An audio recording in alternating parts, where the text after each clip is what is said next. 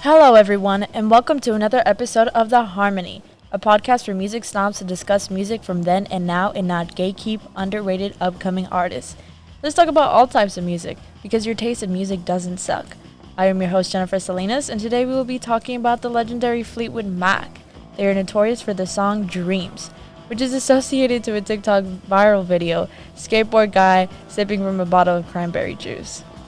I feel like my generation, Generation Z, only knows about Fleetwood Mac as Stevie Nicks and Lindsey Buckingham. But there is so much to unpack here. So in this episode, I want to talk briefly about Fleetwood Mac before Stevie and Lindsey. But mostly I want to talk about rumors, and the drama, the drug addictions, and how it impacted their performances and their work. So let's get into it.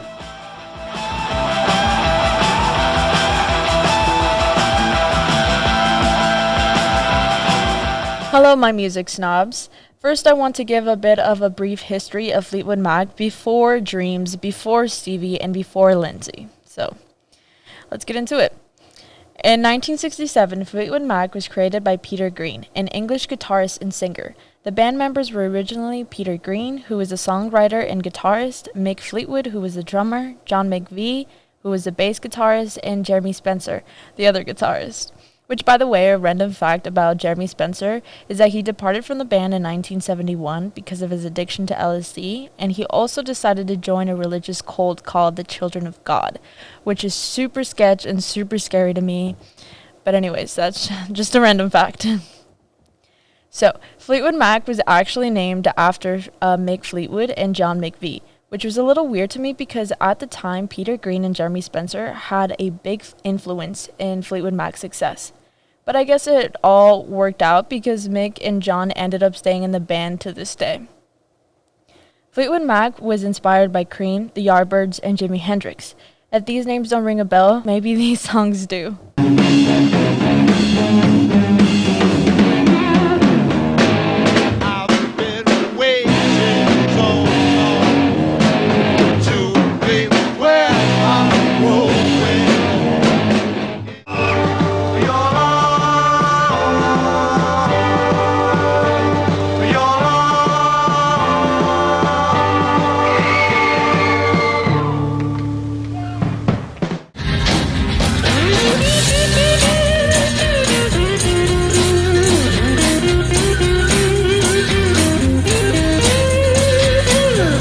Must be some kind of way out of here.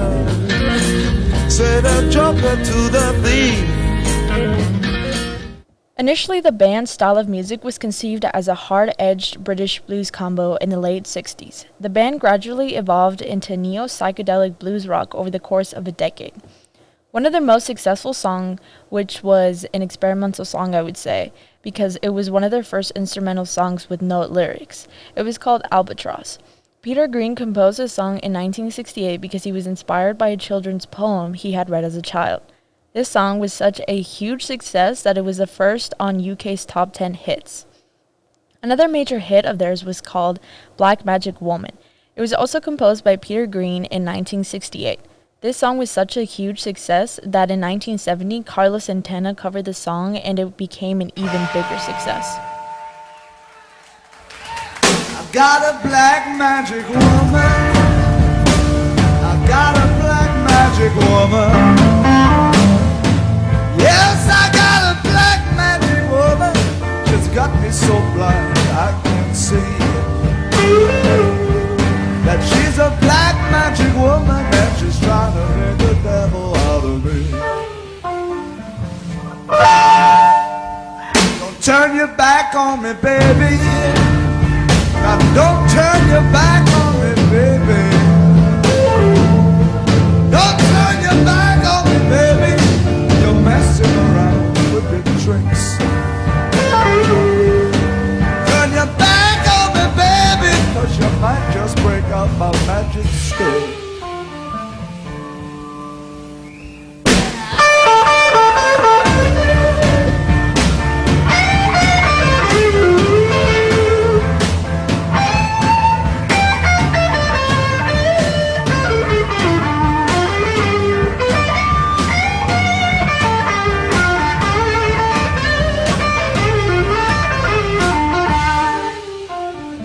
Unfortunately, over time, just like Jeremy Spencer, Peter Green left the band due to his mental illness. His last performance with Fleetwood Mac was on May 20th in 1970. The replacement for Peter Green was Christine McVie, songwriter and pianist. She also happened to be John McVie's wife, and because of her style, the band shifted more towards folk, pop, rock, but they felt they lacked something. They weren't getting major hits after Peter Green left, so they decided to relocate to California. This is where they added the soft rock duo of Lindsey Buckingham and Stevie Nicks to their lineup. Originally, they wanted Lindsey because of his amazing guitar skills, but Lindsey stated that he would only join the band if his girlfriend Stevie joined, which is the most iconic thing ever because Stevie was almost the face of Fleetwood Mac. I can bet that loads of people in the 70s had a major crush on Stevie. So, I know that was a lot of information, but now that we're in the era of Stevie and Lindsey, let's talk about rumors. After Stevie and Lindsey joined Fleetwood Mac, they reached number 1 in the charts in 1976 with hit songs such as Rhiannon and Landslide, one of my ultimate favorite songs. In 1977, Fleetwood Mac Rumors was number 1 on the charts for 6 months, which is crazy because there was a lot of emotional turmoil turned into hit songs. Their high emotions will ultimately result in hit songs with brutally honest lyrics. It was the group's innermost thoughts and feelings. All the band members, while making Rumors, completely hated each other. Lindsey and Stevie broke up. Christine and John were in the middle of a nasty divorce, and Mick was having an affair with Stevie. I know, that's a lot. And it's crazy because you can definitely see the tension when they were playing live, and when you can see the tension really when you hear the lyrics. For instance, Go Your Own Way was Buckingham's relationship with Stevie. Don't Stop was Christine's anthem for looking ahead in life, and her song You Make Loving Fun was a celebration of her new-found romance away from her ex-husband John. What a way to say screw you. And the most iconic song that we can't forget is The Chain. It was the group's joint anthem regarding their betrayal against each other. And if you don't love me now, you ain't gonna love me again. I can still hear you say you will never break the chain. You don't love me now. You don't love me now. Love me again. Well, I can still hear you say you would never break the chain.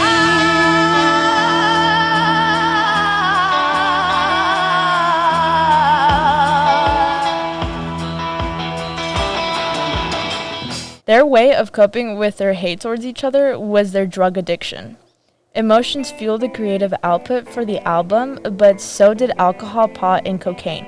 This helped the group's physical needs to stay focused, work long hours, and navigate their relationships with each other. In an interview, Stevie Nicks had mentioned that her cocaine habit, fueled by her affair with married Mick Fleetwood, burned a hole in her nose and messed with her vocals. That was how intense their cocaine addiction was. Cocaine use was so important to them that they even considered thanking their dealer in the album credits. In conclusion, I wish I could make a movie about them. I'm surprised no one has. There's the drama, the love, the drugs, the money, and the music. What more do you need to make a hit movie? I hope that after talking about all the crazy and interesting facts about Fleetwood Mac, you were able to love or at least understand the hype of Fleetwood Mac. My love for this band has a special place in my heart. As cheesy as this sounds, it was a part of why I love music and want to learn more about music.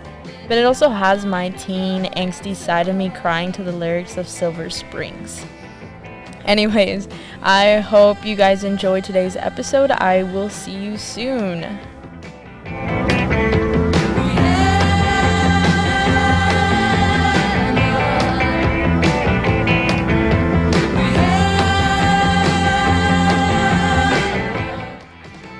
Thanks so much for joining me for another episode of The Harmony. I have been delighted to have been your host, and I hope you were able to learn more about Fleetwood Mac. As a music snob, I expect nothing less than for my listeners to stream their music and educate others about other songs other than Dreams. I hope you guys tune back in for another episode of The Harmony.